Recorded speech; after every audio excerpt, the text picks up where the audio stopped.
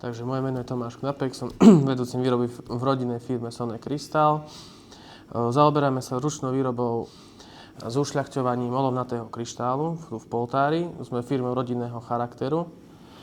Všetky výrobky, ktoré u nás vidíte, sú vyrobené z kryštálového skla. To znamená, toto kryštálové sklo sa využíva ako dekoratívne sklo. Je určené na brúsenie, maľovanie a určené najmä na dekoratívne účely. Každý jeden kus je originál, keďže všetko sa vyrába ručne. Vo firme pracuje približne asi 90 zamestnancov, na trhu pôsobíme už takmer 30 rokov. Tovar exportujeme v podstate do celého sveta, najväčšími odberateľmi sú Kazachstan, Azerbajdžan, Rusko, potom sú to štáty ako Spojené arabské emiráty, Katar, Oman. Robíme s rôznymi svetovými značkami, napríklad ako je firma Willer & Boch.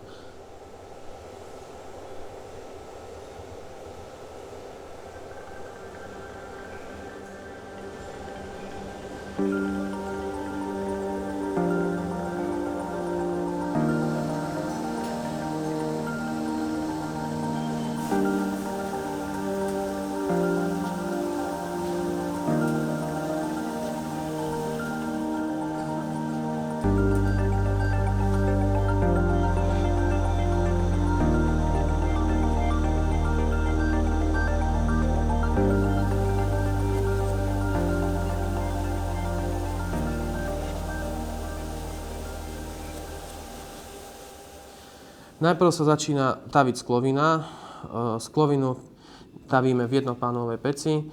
Tavíme olovnatý kryštál, ako som spomínal, priamo podľa našej receptúry, ktorý je atestovaný, na ktorý máme svoje certifikát. Je vhodný aj na styk s potravinami. Fúkaním sa výrobky vyrábajú do drevených foriem, ktoré sú vyrobené z bukového dreva. Vlastne musí sa nachystať surové bukové drevo, ktoré má vysokú hustotu. Musí byť kvalitné. Následne sa vlastne sklo naberá na píšťaľu, urobí sa základná banka, na ktorú sa znova obalí sklovina. Tá sklovina sa pretvaruje do formy, do ktorej sa vkladá a vyformuje sa finálny výrobok z tej skloviny. Následne sa výrobky vkladajú do temperovacej pece, v ktorej sa 6 až 8 hodín chladia, zhruba pri teplote 460 stupňov, kde sa odstráni vnútorné pnutie v tom skle, aby tie výrobky nepraskali a boli v podstate použiteľné tak ako na brúsenie, na leštenie alebo na maľovanie. Keď sa výrobky vytemperujú, ďalej výrobky putujú na opukávaň, kde sa v podstate vrchná časť, ktorá sa nazýva kopňa, je to zhruba 30 % výrobku. Je to vlastne časť toho výrobku od tej píšťaly, ktorá sa musí odrezať, tá sa nareže diamantom. Následne sa zapáli, zohreje sa horákom, kde sa vytvorí lokálne pnutie, tá kopňa sa odpukne z toho výrobku a v podstate už máte taký základný tvar.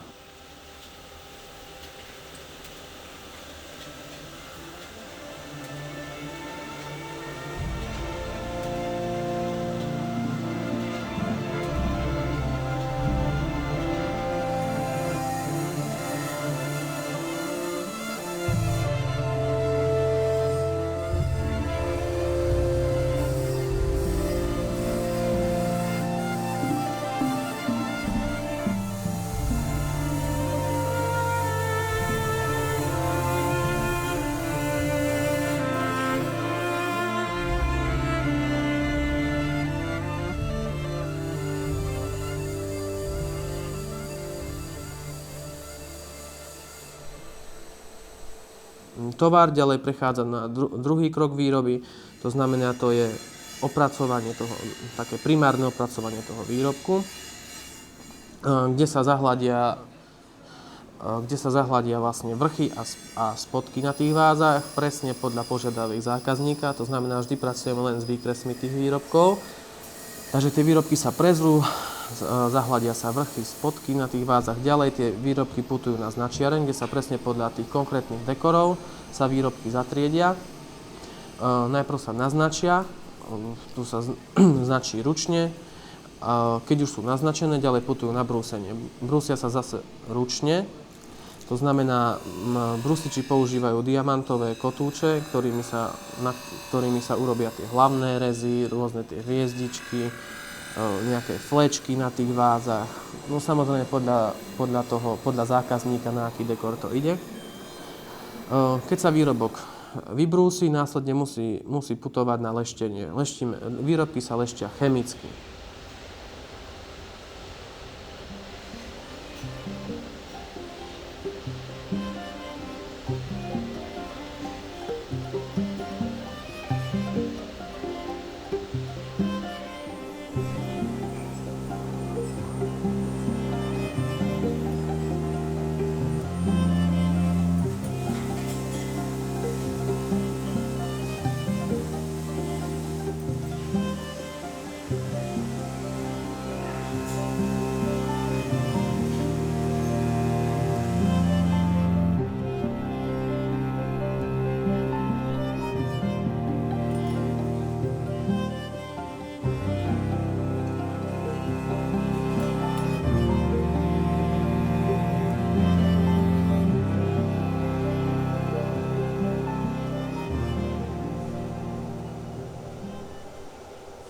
Ak by sme sa mali venovať ďalej tomu matovaniu, tak taktiež sa matuje na diamantových kotúčoch, kde sa domatajú aj rôzne rezy, nejaké hviezdičky, čiarky a tak ďalej, nejaké lístočky na kvietkoch.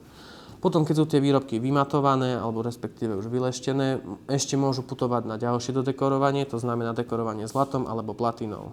Po prípade ešte sa môžu pieskovať nejaké vrchy, nejaké logá a tak ďalej.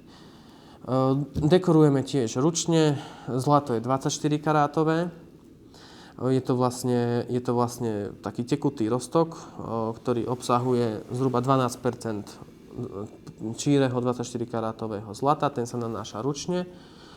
Keď sa to zlato na ten výrobok štecom nanesie, putuje to zase do vypaľovacej pece, kde sa zhruba pri teplote 530 stupňov 8 hodín vypaľuje ten výrobok, aby to zlato v podstate sa vypálilo. Je to ako vypaľovacia farba, len zlatá.